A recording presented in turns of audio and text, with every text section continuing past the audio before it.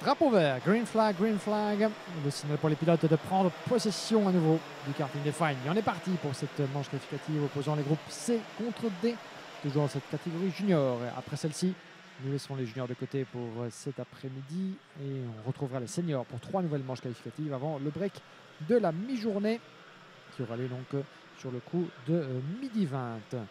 Sacha Van Bosch, Alexis Constant, c'est votre première ligne de la grille de départ. Alexis Constant donc qui avait terminé une très très belle 6e position générale de la Ayame Hero Series qui s'était clôturée fin du mois d'août à Genk et avec une superbe victoire ici même à Mariembourg pour la 2e épreuve de la compétition internationale pour les classes Ayame X30, un circuit qu'il connaît, qu'il affectionne Alexis Constant et qu'il aura évidemment où il aura à cœur de briller pour cette conclusion du championnat de Belgique. Alexis Constant qui à ce stade de la compétition, eh bien, dans cette catégorie junior, on n'a plus vraiment voix au chapitre, voix à la victoire. En tout cas, il aura certainement droit, il aura certainement voix au chapitre pour ce qui est de la poursuite pour la victoire. Pour le titre, c'est une autre affaire évidemment pour Alexis Constant.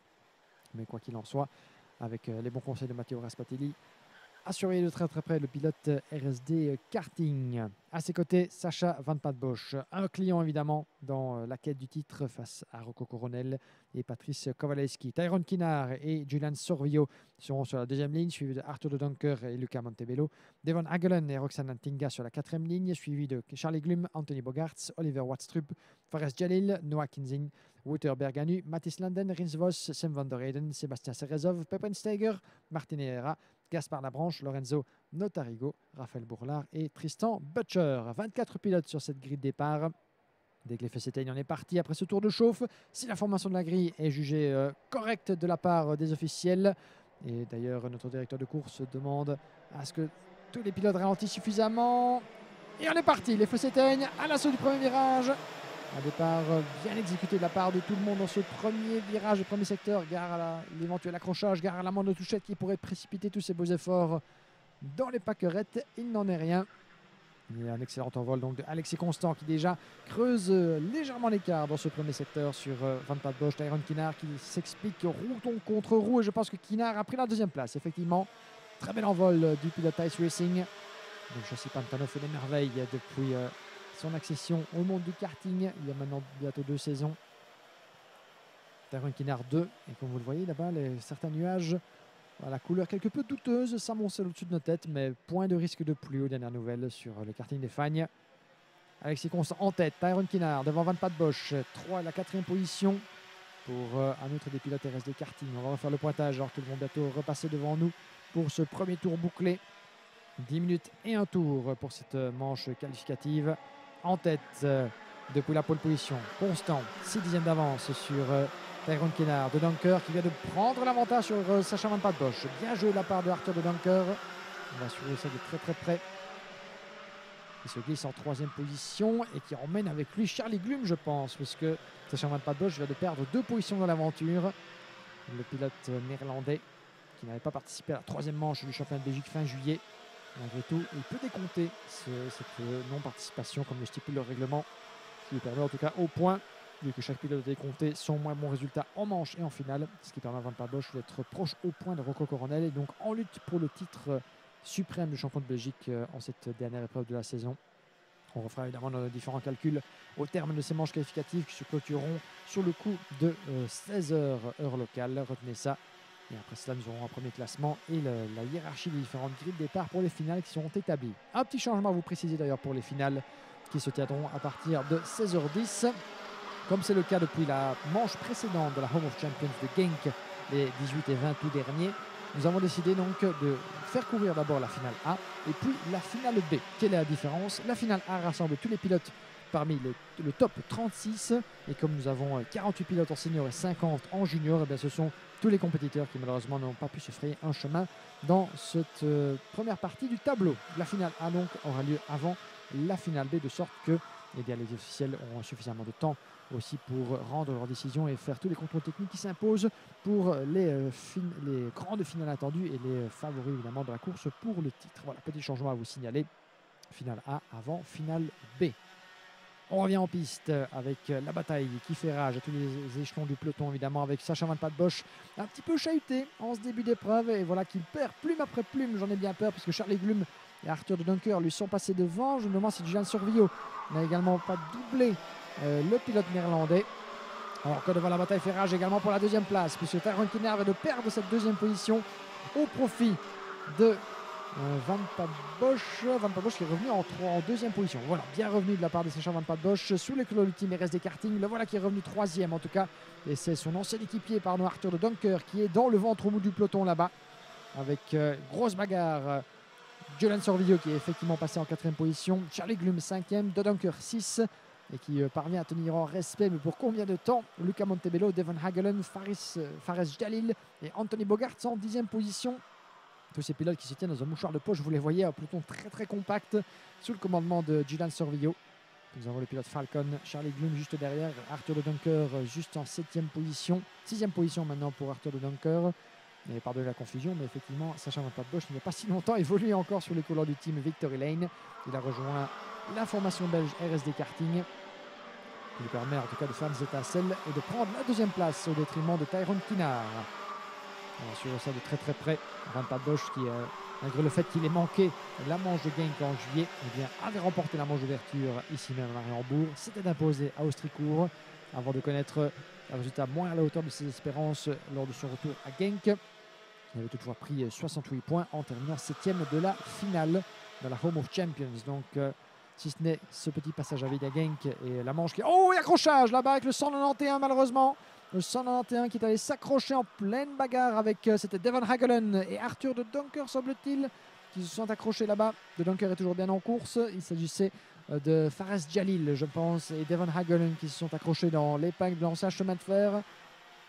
Ah, malheureusement, je pense que Devon Hagelen s'est retrouvé en bien fâcheuse posture. Fares Jalil est parvenu à continuer. On devra revenir là-dessus d'ici quelques instants. Mais c'était une bagarre là-bas pour une potentielle 7e position qui part en fumée, j'en ai bien peur, pour Devon Hagelen qui se retrouve en 11e position. 14e maintenant, Fares Jalil 12e. Donc voilà les deux protagonistes qui ont perdu gros dans la bagarre. On revient ici avec le numéro 113 qui passe à la corde. Bien joué là-bas de la part de Fares Jalil qui se refait une santé justement sur Sébastien Serezov.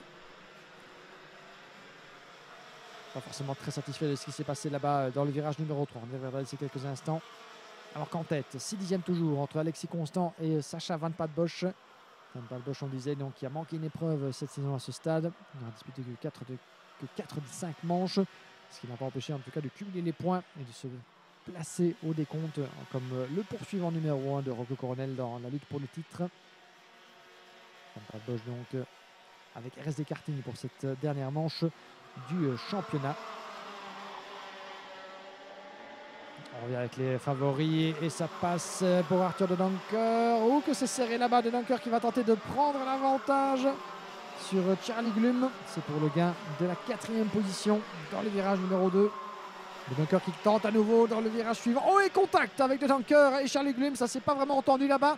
Ça pourrait profiter à tous les poursuivants derrière avec Julian Sorvillo, Anthony Bogart, Luca Montebello qui ne l'attendait évidemment pas pour pouvoir faire la différence. Belle opportunité qui s'ouvre là-bas pour les différents poursuivants dans l'enchaînement de l'épingle de l'ancien chemin de fer. Il faut suivre ça, on y est.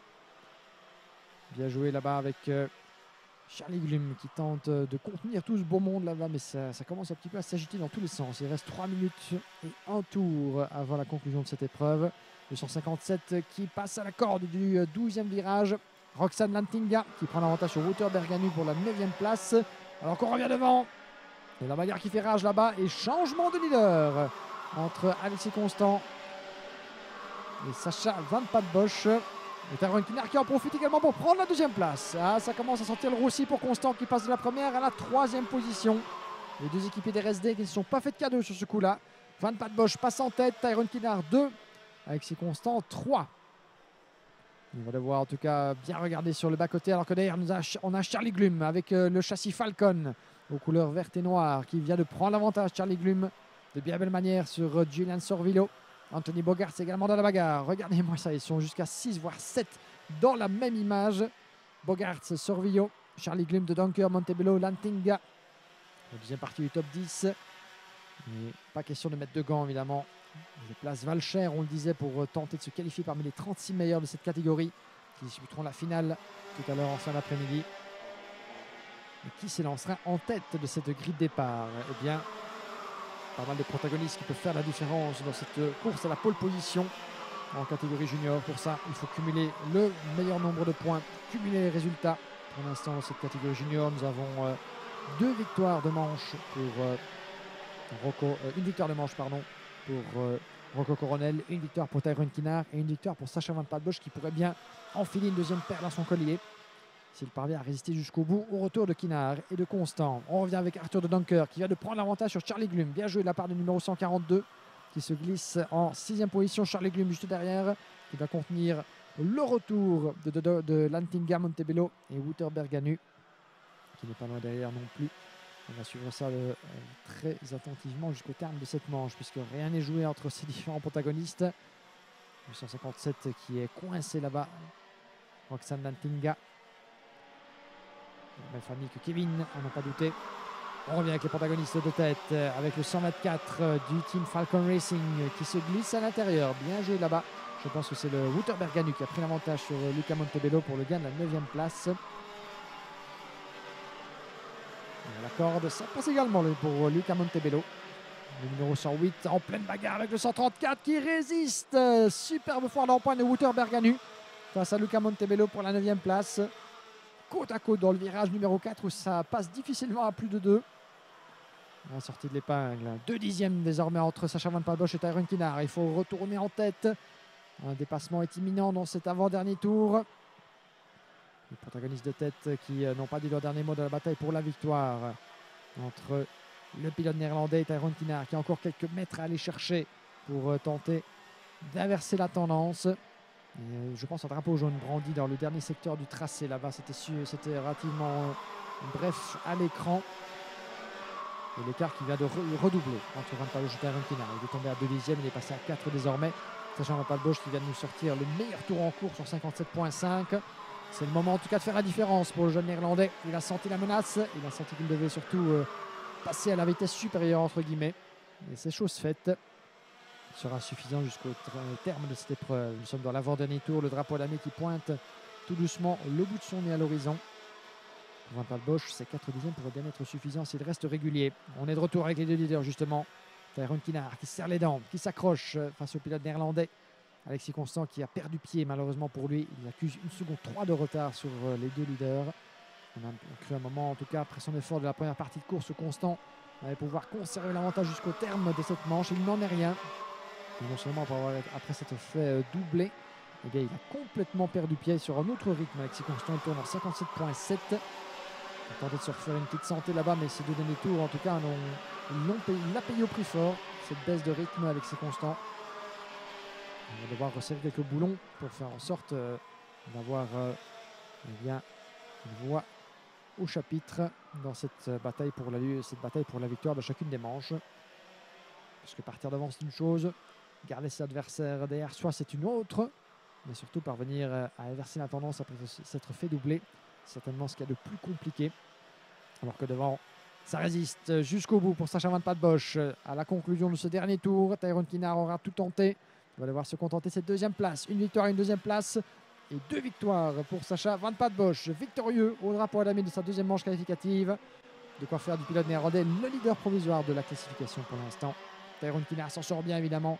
Lui qui s'est lancé depuis la 3e place. Il aura gagné une position pour finir 2e. Juste devant Alexis Constant. Charlie Glum franchit la ligne d'arrivée en 4e position. Pour 40 petits millièmes d'avance sur Anthony Bogaerts. Bogaerts 5e devant Arthur de Dunker, Roxane Lantinga, Julian Sorvillo, Devon Agelen et Luca Montebello qui ferment la marche en 10e position. En dehors du top 10, nous avons la 11e place de Fares Jalil devant Wouter Berganu, Noah Kinzin, Rins Vos, 15e place pour Sébastien Serrazov, suivi de Martin Era Poggio, Sam van der Heyden, Pepen Steiger, Lorenzo Notarigo, Raphaël Bourlard, Caspar Labranche, Oliver Watstrup, Tristan Butcher et l'abandon à vous signaler de Mathis Landen. Votre classement définitif, en tout cas en piste, avant les différentes vérifications techniques comme de coutume. Mais 2e victoire en 2 courses pour Sacha Van Pattbosch. La 2e place qui suit une victoire pour Tyrone Kinard. Et Alexis Constant, courageux 3e au terme d'une épreuve où il aura mené les débats durant la majeure partie des tours avant de devoir baisser pavillon. Donc une revanche à prendre pour le pilote RSD. Voici qui conclut, chers amis, les manches de cette matinée pour la catégorie des juniors. Il nous en reste 3 à vivre ensemble en direct live sur YouTube, la chaîne officielle de la IAME Series Benelux. Tous les liens disponibles également sur la page Facebook IAME Belgium. Ne les manquez pas. Et pour toutes les autres informations, rendez-vous sur iamemotorsport.com pour cet épilogue du championnat de Belgique. Il nous reste donc 3 courses